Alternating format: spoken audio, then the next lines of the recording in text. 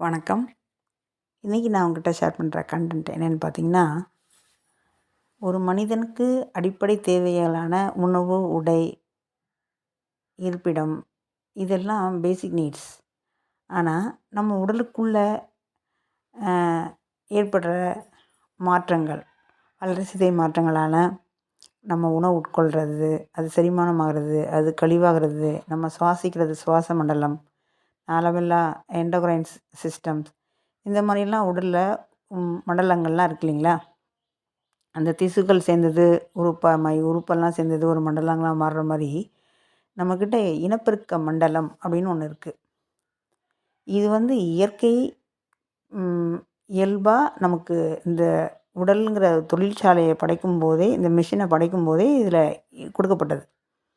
நீங்கள் ஒரு சளி வரும்போது, ஒரு கண்ணீர் வரும்போது, ஒரு சிறுநீர் வரும்போது, ஒரு மலம் வரும்போது எப்படி நீங்கள் இயல்பாக எடுத்துக்கிறீங்களோ, அதே மாதிரி இந்த காமம் வரும்போது ஏற்படுற அந்த கழிவையும் அந்த புனிதமான தன்மையும் நீங்கள் நார்மலாக எடுத்துக்காமல் அதை ஒரு மறைபொருளாக கொண்டு அது தேவையற்ற பொருளாக மாற்றுறதுனால இந்த இந்த பூமியில் இவ்வளோ பிரச்சனைகளுக்கு இதான் காரணம்.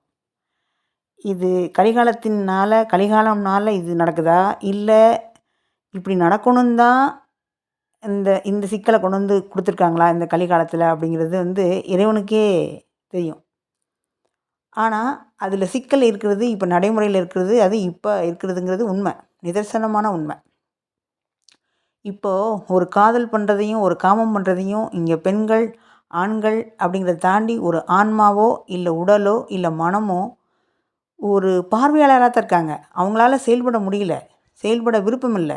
அதனால தான் இவ்வளோ கற்பழிப்புகள், இவ்வளோ கேவலமான விஷயங்கள், ஒரு பெண்ணை மதிக்கிற தன்மை இல்லாமல் இருக்கிறது, ஒரு ஒரு ஒரு மறைமுகமான அந்தரங்கத்தை இன்னொருத்தர் போய் பார்க்குறது, அதை எடுத்து ஒரு வியாபாரமாக பண்ணுறது, இந்த மாதிரி ஒரு உடலை ஒரு போகமாக பார்க்குறது, அது ஒரு பெண்ணுக்கு ஒரு ஒரு ஒரு உயிரை படைக்கிற ஒரு உறுப்பாவோ இல்லை அது அதன் மூலம்தான் ஒரு உணவு அளிக்கப்படுது அப்படிங்கிற அந்த உறுப்பு அதுக்கு பயன்படுதுங்கிற ஒரு பிரக்ஞையோ இல்லாமல், அதன் மூலம் ஒரு கவர்ச்சியும், அதன் மூலம் வர்ற பேச்சும், அதன் மூலம் வர்ற ஒரு இழிவான தன்மை காரணமாக தான் இந்த சொசைட்டி இவ்வளோ கேவலமாக மாறி இருக்குதுன்னு நினைக்கிறேன். இதே இது முன்னாடி காலத்தில் இப்படி இருந்துச்சானா? இல்லை. அதுக்கு முன்னாடி காலத்தில் இருந்துச்சானா? அது இருந்திருக்காது. ஆனால் இது எண்டுனால இப்படி இருக்கோமா? இப்போ நீங்கள் ஒரு பொருளை நல்ல ஒரு காடு, ஒரு ஒரு ஒரு வயல்வெளியோ வச்சுக்கோங்களேன், நல்லா எல்லாம் அறுவடை பண்ணி முடிச்சுட்டு கடைசியில் இந்த அதோட பதர்கள், சில சில வித்துக்கள்லாம் கீழே கிடக்கும்ல, அது மாதிரி இப்போ நம்ம இருக்கோமோ பூமியில் அப்படின்னு தோணுது.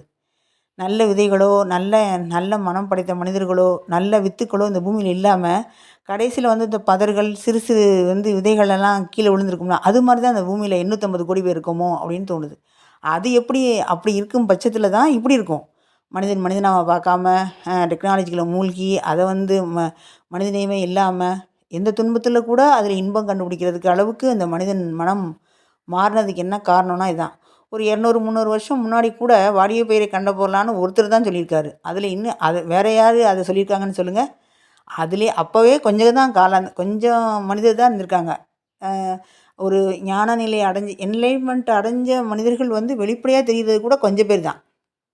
அதுக்கு முன்னாடியெல்லாம் இயல்பாக நடந்த விஷயங்கள் நமக்கு வரலாறும் இல்லை, அந்த வரலாறை புரிஞ்சுக்கிற அளவுக்கு மனிதர்களும் இல்லை. அது அது ஒரு பக்கம் இருந்தாலும், இப்போ நம்ம நடக்கிறத நிதர்சனத்தில் தானே பார்க்கணும். அப்போ நடந்து நான் திரும்ப திரும்ப சொல்கிறது, 1000 வருஷத்துக்கு முன்னாடி அமெரிக்கா மாதிரி தமிழ்நாடு இருந்தால் என்ன, அதை விட இன்னும் பிரம்மாண்டமாக இருந்தால் என்ன, இப்போ நம்ம என்ன அனுபவிக்கிறோமோ இதானே நம்ம பேச முடியும்.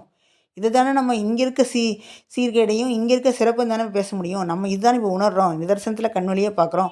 அதில் நம்ம சில மாற்றங்களை செஞ்சு முடிச்சுட்டு, இதில் நம்ம இன்னும் ஏதாவது அதிகமாக இன்னும் குப்பைகளை சேர்த்து வைக்காமல் நம்மளால் முடிஞ்ச அளவுக்கு செஞ்சுட்டு போகணுன்னு தான் யோசிக்கணும். அது முடிஞ்சு போச்சு, அது ஒன்றும் பண்ண முடியாது.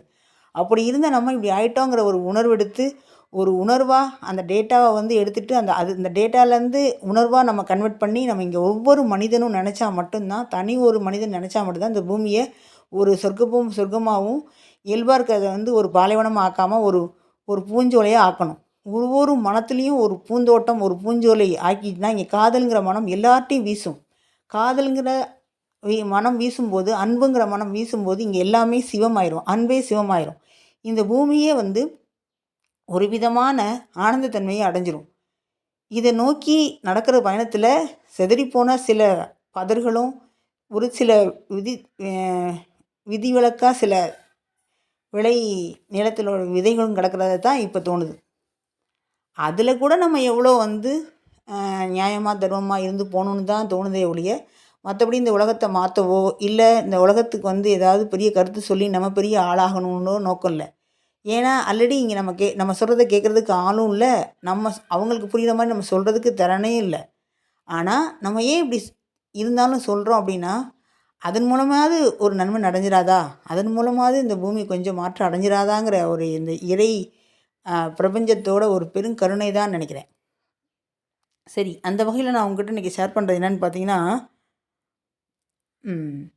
காமம். அந்த காமம் அப்படிங்கிற தன்மையை ஒரு 15 வருஷம் முன்னாடி என்கிட்ட ஒருத்தங்க ஒரு யோக பயிற்சியில் வகுப்பில் எனக்கு அப்போது 35 வயது.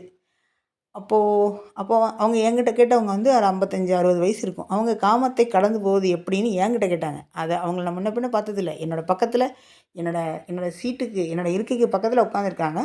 அப்போ என்கிட்ட கேட்டாங்க. அந்த காலையிலேருந்து வகுப்பில் சில பேச்சுகள், சில எங்களோட ஆக்டிவிட்டீஸ்லாம் பார்த்துட்டு கேட்டாங்களா என்னென்னு தெரியல. என்கிட்ட கேட்டாங்க, காமத்தை கடந்து போகுது அப்படின்னு. நான் அவங்ககிட்ட கேட்டேன், என்னை பார்த்தா அப்படியே தெரியுது உங்களுக்கு? இன்னும் சொல்லப்போனால் அவங்க எங்களோட வயசு மூத்தவங்க, அவங்க வேணால் எங்களுக்கு சொல்லலாம்.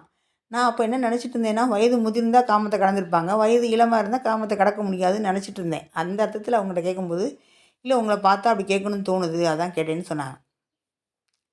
அவங்க எந்த அர்த்தத்தில் கேட்டாங்கன்னு தெரியல. அடுத்த ஒரு 10 வருஷத்தில் அதை கடக்கிறதுக்கு நான் எடுத்த முயற்சிகளும், அதுக்குள்ளே நான் பட்ட வலிகளும், அவமானங்களும், அவமானம் மீன்ஸ் நான் எதை சொல்கிறேன்னா, எனக்கே நான் அவமானத்தை சொல்கிறேன். இதை எப்படி கடந்து போகணும்னு அந்த தவிப்பு, அந்த வலி, இதெல்லாம் எனக்குள்ள பாடங்கள் ஜாஸ்தியாக இருந்துச்சு. ஒருவேளை 10 வருஷம் கழித்து கேட்டிருந்தா கூட எனக்கு அதில் அவங்க கேட்ட கேள்விக்கு என்னால் ஒரு துளி அளவுக்கு பதில் சொல்லியிருக்க முடியும். ஆனால் அந்த 35 வயசில் என்னால் அது பதில் சொல்ல முடியலைங்கிறத விட, ஏதோ ஒன்று உள்ளே இருந்திருக்கு. அதை கழட்ட தெரியாமல் தான் இந்த 10 வருஷமாக கஷ்டப்பட்டுருக்கேங்கிறது எனக்கு இப்போ தான் புரியுது. அப்போது நான் நினச்சது என்னென்னா, ஒரு ஆண் பெண் அந்த நிலையில் தான் இந்த காமம் தூண்டப்படும், அதனால் இது நடக்கும். அதில் ஒன்று நம்ம விலகணும், இல்லைன்னா அதுலேருந்து நம்ம புரிதல் நடந்து அந்த தன்மையிலேருந்து நம்ம விலகிட்டோம் அப்படின்னா, இது காமம் கடந்துட்டோம் அப்படின்னு நினச்சேன். ஆனால் அந்த அடுத்த 35 வயசில் இந்த கேள்வி வந்தப்போ, 45 வயசில் இந்த கேள்வியில் ஒரு ரீசெண்டாக ஒரு 3 வருஷத்தில் தான் அதுக்கு ஆன்சரே கிடச்சிச்சு. அப்போ தான் காமம் அப்படிங்கிறது பிறர் தூண்டப்படுறதுங்கிறத தாண்டி இயல்பாகவே நமக்குள்ளே இருக்குது.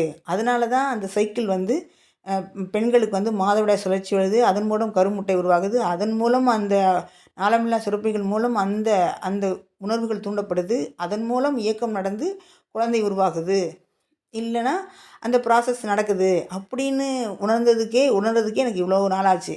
மற்றவங்களுக்கு எப்படி நடக்குதுன்னு தெரில, எனக்கு இப்படி தான். அப்போ பிறர் மூலம் தூண்டப்படுற காமம், ஆண் பெண் உறவுங்கிறத தாண்டி ஒரு ஆணுக்கு ஒரு தன் காமம்னு ஒன்று இருக்குது, அது பிரபஞ்ச காமம்.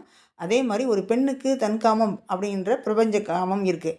இந்த பிரபஞ்சத்தை காமத்தையும் அந்த ஆண் பெண் சேர்ந்து வர்ற காமத்தையும் மனிதர்கள் போட்டு குழம்பிக்கிறதுனால தான் எதில் நம்ம இருக்கோம், நம்ம கடந்து இப்போ ப்ராசஸில் ஒரு 35ல் இந்த தேடலை ஆரம்பித்து ஒரு 45ல் நம்ம கடந்துட்டோம்னு நினைக்கும்போது 45லேருந்து நமக்கு திரும்ப இருக்க தியானம் பண்ணும்போது, தவம் பண்ணும்போது அந்த காம உணர்வு மேல் நோக்கி வரும்போது நம்ம அரண்டு போய் அசந்துருவோங்கிறத தாண்டி நம்ம ஒரு விதமான ஒரு பதட்ட நிலைக்கு போயிடுவோம். என்னது இப்படி வருது, எது தூண்டுச்சு, எது நடந்துச்சு, எதுக்குள்ளே நமக்கு நடக்குன்னு ஒரு பயங்கரமாக ஒரு குழப்பம், டென்ஷன் பயங்கரமாக வந்துடும். அப்போ தான் பெருங்கருணை கொண்ட அந்த இயற்கை நமக்குள்ளேருந்து உள்ள இன்ட்யூஷனை என்ன சொல்லுதுன்னா, இது இயல்பாக ஊன்றது. ஒரு கிணத்துல தூர்வாரினா தண்ணி ஊற்றெடுத்து வரும்ல, அந்த ஊற்றெடுக்கிறதுக்கு நம்ம எந்த பிரக்கையும் பண்ண தேவையில்லை, அது இயல்பாக தான் வரும். அதே மாதிரி தான் இது வருது. அதை எப்படி கடக்கணுங்கிறது தான் ஒரு மனிதனுக்கு புரியாமல் ஒரு பெண்ணை வெறுத்து ஓடுறது, அவங்ககிட்டருந்து தப்பிக்கிறது, இந்த பெண் வாசனை, பெண்ணோட நெருக்கம், பெண்களோட பழகுறது, இதெல்லாம் விட்டுட்டு தெரிச்சு ஓடுறாங்க காட்டுக்கு, தனிமைக்கு, குகைக்கெல்லாம் ஓடுறாங்க. இந்த புரிதலும் இந்த பக்குவமும் இருந்தால் ஒவ்வொரு மனிதனும், ஒவ்வொரு பெண்ணும் ஒரு ஆணையும் ஒரு பெண்ணையும் எப்படி கையாளணும், எப்படி அவங்ககிட்டருந்து நம்ம நடந்துக்கணும் அப்படிங்கிற முறை இயல்பாக கற்றுருப்பாங்களோ என்னவோ தெரியல. ஆனால் அதுக்கு ஒரு வழி நிச்சயம் இருக்குது.